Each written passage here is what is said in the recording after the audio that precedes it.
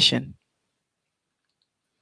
Karen Pina here from Gifts Ordained by Direction, whose mission is to make leaders into an accurate reflection of Christ, and also from our sister company, God's Coach University, where we help prepare you for royal transitions in ministry and business. Tonight, we're going to be exploring how to live your mission. It is a well-known fact that when customers are served poorly, that it impacts the revenue of a business. However, although many people know that, it's amazing how people still continue to dole out poor customer service every day. Take the case of a husband and wife who went into a health food store to purchase a probiotic drink, and they returned back to the store for the 5-cent deposit on the bottles at the same store, and they go over to the machine, and the machine does not register the code for this particular product. So this happens on more than one occasion. They go over to the customer service desk. Finally, they gave them their money back without a problem and ensured them that the machine would be set up in the future to take the codes. However, after many trips back and forth to the store purchasing the same probiotic drink and trying to redeem the 5-cent deposit, although they were charged each and every time when they checked out for this deposit, the machine still was not coded. Poor customer service, right? And another case where the husband and wife team went away on a honeymoon, and you know how honeymoons are. They went to a posh, luxurious type of hotel, spent several $1,000s, and get into the room, and the room is filthy. There's dust everywhere and dirt. So the wife calls down to the customer service desk and let them know. They apologized and said that they would send someone up to clean the room. So after traveling for hours to get to this premier destination, the husband and wife actually leave and go get something to eat, step out of the room so that the room can be cleaned. They come back to the room, and what they find is that they basically sprayed some Lysol and missed areas where there was still dust. So the wife calls back down to the front desk, asks for a customer service manager at this point, explains what's happened, and they apologize profusely. Please leave the room again. We'll have someone else clean it. And so the wife says, well, we've traveled for numerous amounts of hours. This is our second time out of the room. What are you going to give us basically for our inconvenience? It's not acceptable that we're tired. We have had to leave our room. And so the manager then issues a free dinner at their on-the-spot dining restaurant. So is that a case of a disservice with a free dinner, or is it really a service? So these are the types of cases where business owners find themselves in from time to time. And, you've got to learn from these types of scenarios by knowing that customer service is an age-old problem, and you got to start looking at some solutions, which is what we want to talk tonight about. It's not just about, bringing up the fact that, hey, this is bad customer service, but what can I do to change it? Well, I want to share with you some of my background before I dive into the content. This is background research that I've done for doctoral work, which is why I wanted to preface it by saying that and to let you know that I have had my own share of unethical customer service types of transactions. And this is what sparked an interest in the topic.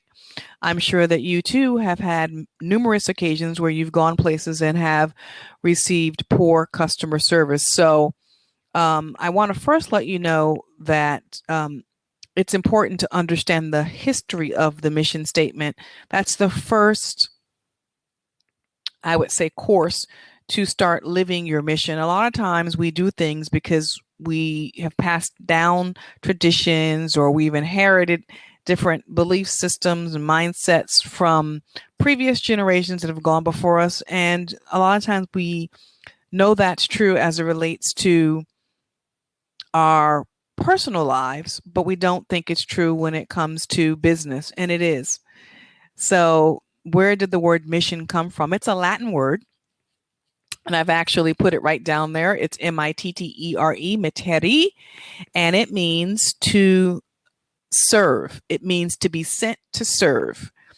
To be sent to serve. And, when I think about this word, the Bible is full of the use of this word, especially as it relates to the book of Acts and the apostles who frequently went on missionary journeys. They were sent by Yahweh God to do exactly that, to serve mankind. They were not selfish in their service. A lot of them were deprived, shipwrecked. When you think about Paul, beaten for wanting to go and serve other people. And also think about Yeshua, our Savior. He too, right? Traveled throughout the land serving people, some people who didn't even want to be served. The scripture says that he went to his own did not receive him. So when you look at the word mission, know that it comes from Christian roots, it comes from biblical roots, and it is a word that is obsolete. If you go to the Webster's dictionary now, it will tell you that this meaning that I just gave you, which is the historical root of the word mission and the meaning of it, it'll tell you that it's obsolete. And I present to you that that's the problem. That's the problem in the modern era business world that we live in, that this word is obsolete. With that being said, that's why many of us receive poor customer service, because we don't understand that we are sent to serve our customers with excellence, serve them without being greedy. And that's what has taken place. That specific word mission and the root of it, sent to serve and please your customers, has been swapped out for capitalism, greed. It's been swapped out for the bottom line is the dollar. It doesn't matter how we treat people. So when you think about it from that perspective, we have taken a huge shift away from the common good of all mankind, of our customers, of those that we serve, to capitalism. And this shift is causing a huge problem. It's contributing to the problem of poor customer service in the sense that we are losing, as the United States, we're losing what used to set us apart. People come here for the American dream, right? Well, isn't it something that now we have all different types of cultures that can serve better than we can, because we have lost the art of servant leadership. We've lost the true meaning of the word mission. So with an emphasis on capitalism versus humanism, we see that the drivers to any type of service is money, greed, profits, revenue. And if this holds true, then you should know that research shows that when you actually serve customers in a way that is true to your mission, your values, your creed, your motto. Some people don't have mission statements. Some organizations don't have mission statements. You might have a creed, a motto. Well, if that's true, then guess what? When you live up to that, it will increase your revenue, which is why I think this class and this topic is so important, because so many people don't realize that the failure to live up to your mission can equate to loss of revenue. But on the other hand, living up to your mission statement can equate to more money in your pocket. So management should know this, right? It is strategic to live up to your mission. It's a part of your strategic plans. As you sit down as a company annually, this is something that you should be looking at and including into your strategic plans. Now, I want to say this about that. There are many companies, small business owners, they spend a lot of time crafting up great mission statements, great strategic plans, hours on end.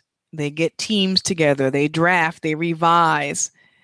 However, once it's finalized, no one lives it. No one does anything with it. And that's a problem. They make all these grandiose promises about how they're going to serve their customers with excellence and all the things they're going to do for the customer and the stakeholders and their clients and various constituents. However, if you were to go into that business on any given day, or if you were to pick up the phone and speak with a customer service representative, you would not have a clue that this mission is alive, that it's breathing, that it is represented effectively through the people that you encounter at the checkout stand, over the phone. No one seems to be connected to the mission. And that's what I want to propose as a solution tonight in terms of how you can live your mission. It's got to be more than a marketing plan, got to be more than a marketing strategy, got to be more than an annual strategic plan. You have got to get everyone connected to the mission statement. There's a local company here where I live whose motto is it's possible at their bank. Well, it's a bank and it's a financial institution. So what they really mean is that anything is financially possible for their customers. However, if the customers are being served poorly, then how can anything be possible financially? Because people leave organizations for poor customer service. And with all of the new online business that's taking place, years ago when a customer was served poorly, they would complain locally, and that bad word of mouth would impact the business. Now you have online reviews and you have people that write blog posts about poor customer service. And when that takes place, it can go viral and put a company out of business. So it's time to start thinking about how we can take those mottos, those corporate statements, the vision statement, the mission statement, the motto, the creeds, credo, all that great stuff, and make it come alive every day so that people can see it. When a customer comes into your business, your mission statement should be visible. It should be on display from the front door where they encounter the receptionist or when they call over the phone. Everyone should see that mission statement alive, living, breathing throughout the entire organization, from the parking lot to the receptionist to the customer service manager, all the way up to the upper echelon leaders of that organization. Mission statements are for more than websites. If you just put it up on your website and do nothing with it, it's still just a marketing plan. They are to be experienced by these customers that you say you value. If you value your customers, display your mission statement. And this is what makes a mission statement effective. This is what makes it effective, not the words drafted onto a page. So the solution, again, is to make sure that mission statements are aligned or infused into every aspect of the business. And everyone loses, as I just illustrated, when they are not connected in some way, but everyone wins when they are. So how can you connect your mission statement to every part of your organization? Well, as I mentioned, it starts with every employee. So if every employee's job description includes measurable, right? Measurable and visible ways by which they can connect to the mission. If they're aware of the mission, they got to first be aware of it. Then it should be infused into their job descriptions. And then it should be measured in their performance appraisals. These are the ways that there's some accountability built in to whether you're going to live that mission statement or not. And if you're a small business owner, you're hiring people, even your volunteers, you must see that mission. They must be indoctrinated, for lack of a better term, into what your mission is so that they can display it every day. So other ways that you can align the mission statement is also through events. Any event that you have, it should be clear what your mission is. Did you notice that when I came on tonight, I talked about the organization that I'm from and our sister company, and then I gave you our mission, right? One was to be an accurate reflection of Christ, and the other is to help prepare ministry and business leaders for royal transition. So every time you speak, every time the company has any kind of event, this is a gathering, right? This is an event. So your mission statement should always be on display, but not so much in the words, right? But in action. We want words that carry power, not just words that are empty, which is why drafting them and then doing nothing with them means they're empty. So just some examples of how you can connect your mission statement so that it can be visible every day. All right. So the bottom line is not the dollar. Managers must return to the heart of business, which is to serve and satisfy consumers. That's the heart of business. And the next thing that is important is treating people well, right? Going back to that ACTS model. And when we fail to serve customers effectively and have that, next, on to the next customer mindset, everyone loses. We lose, the customer loses, our reputation then is tarnished. And let me tell you something. People talk about good service, but they talk more about bad service. So if you do not want to find yourself as an organization where people are spreading negative, right? Not positive, word of mouth marketing on your behalf, then it behooves you to align your mission statement with everything in your organization. Every employee should be familiar with it. It should be posted.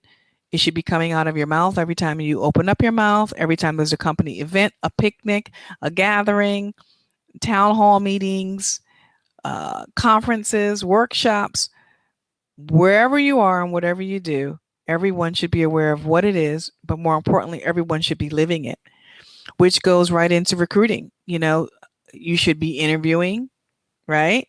And recruiting and retaining people whose values line up with your mission statement.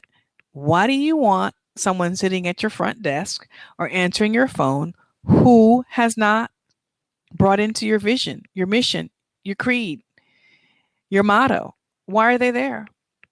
Why are they there? And sometimes, when we're small business owners, we get desperate and we just do anything we can to find some help. And that help is not a good representative of our company. And in the long run, they cost us clients, they cost us consumers, customers. In the long run, they could do more damage than good. So if we are to emerge as champions, and that's what we are called to be in the marketplace, then customer service will need to reflect the characteristics of your mission statement. So I would love for you to join me. I'm having a live event coming up in October, specifically for business and ministry leaders. It is from our sister company, God's Coach University. It is a 2-day event. We will be helping business and ministry leaders, those who work full-time jobs and want to transition into full-time ministry. Also, those who are already in business and or ministry and are looking to expand and grow that business with grace. So if you'd like to know more about that, you can head right on out to godscoachu.org. That's godscoachu.org. And also tomorrow, which is July the 20th, from 1 to 2 p.m. Eastern Standard Time. If you're interested in learning more about that event beyond what's on the website, I will be hosting a live video stream class tomorrow right here on Blab. And you can join us to learn more about that. Thanks for coming out tonight, and hope you have a great rest of the day.